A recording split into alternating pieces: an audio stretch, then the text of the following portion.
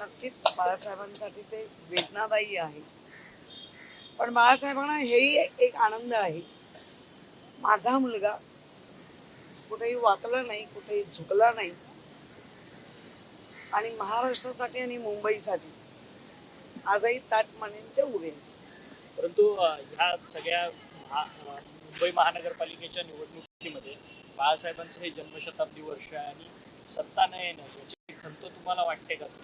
नाही, मुळामध्ये असं त्याला खंत म्हणता येणार नाही.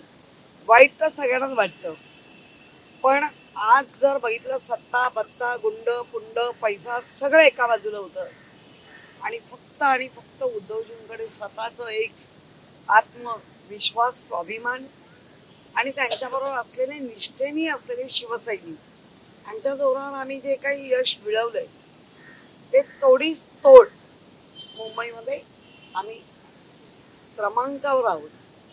पहिला दुसरा या क्रमांकाला नक्कीच मान्यता आहे, पण त्या मान्यतेमध्ये पहिल्या क्रमांकावर जाण्याआधी जे काही घडलंय महाराष्ट्रात ते लोक विसरू नये.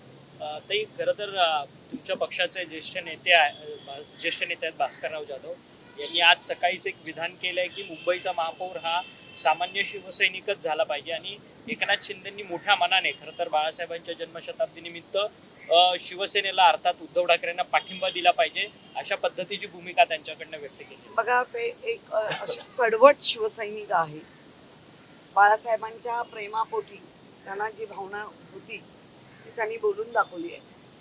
आता त्या भावनेचा आदर होतोय अनादर होतोय तर सगळेच बघतील, पण आम्हालाही वाटतं की इतकं अट्टहासाने जे काय केलात मग तिथे बाळासाहेबांचाच शिवसेनेचाच महापौर असावा.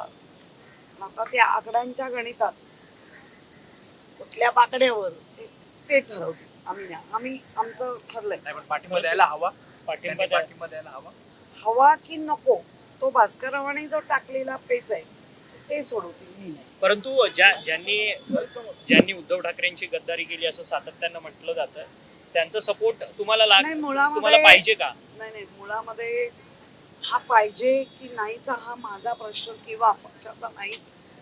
त्यांच्या भावना होत्या, त्यांनी अगदी उघडपणे मांडले आणि इथे सपोर्टचा ज्या सपोर्टवर तुम्ही 14 पासून ते 22 पर्यंत खिशात राजीनामे घेऊन बसून सगळं करून जर तिकडे गेले, जे सपोर्ट मिळवलंय तेच सांगताय राजकारणात काही होऊ शकतं.